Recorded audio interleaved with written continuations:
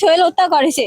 আমি চাই ওর ঠিক সেইভাবে পদে পদে ওরা যেভাবে কষ্ট দিছে আমার বাইরে আমি ওইভাবে মারতে চাই।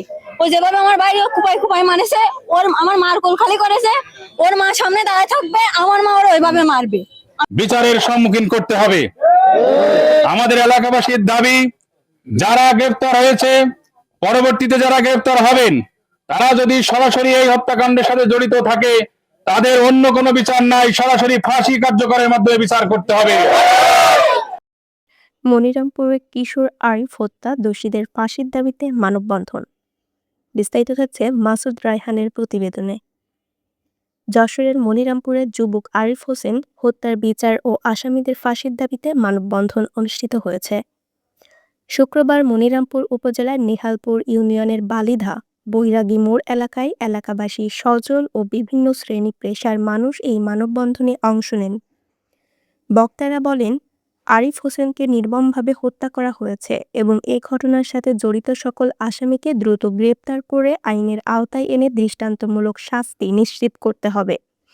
নিহত আরিফের বাবা কান্নাজড়িত কণ্ঠে বলেন, আমার একমাত্র সন্তানকে যারা হত্যা করেছে তাদের যেন দৃষ্টান্তমূলক শাস্তি হয়। আরিফের বোন জুনিয়া বলে, আমার ছোট ভাইকে যেভাবে কুপিয়ে হত্যা করেছে, আইনের মাধ্যমে তাদেরকেও যেন এমনভাবে শাস্তি দিয়ে ফাঁসির দাড়িতে ঝুলিয়ে কষ্টদায়ক মৃত্যুর দাবি করছি।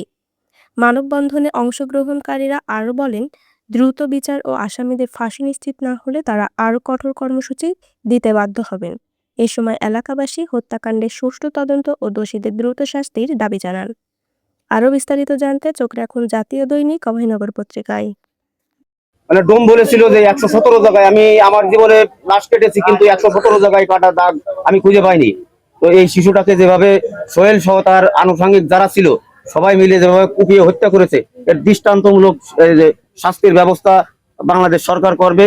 আর সাথে সাথে প্রশাসনের কাছে আমার বিনীত দাবি থাকবে, জোর দাবি থাকবে যে এলাকা থেকে মাদক মুক্ত হবে এই যুব সমাজ। এই তো কি খাচ্ছে, কোথায় উঠছে, কোথায় বসছে, এটা আপনারা খেয়াল রাখবেন। আমরা সকল অভিভাবকদেরকে এই আহ্বান জানাচ্ছি এবং আজকে এখানে যারা অংশগ্রহণ করেছে তাদের সকলকে ধন্যবাদ জানিয়ে আমি আমার কথা শেষ করছি। আসসালামু আলাইকুম।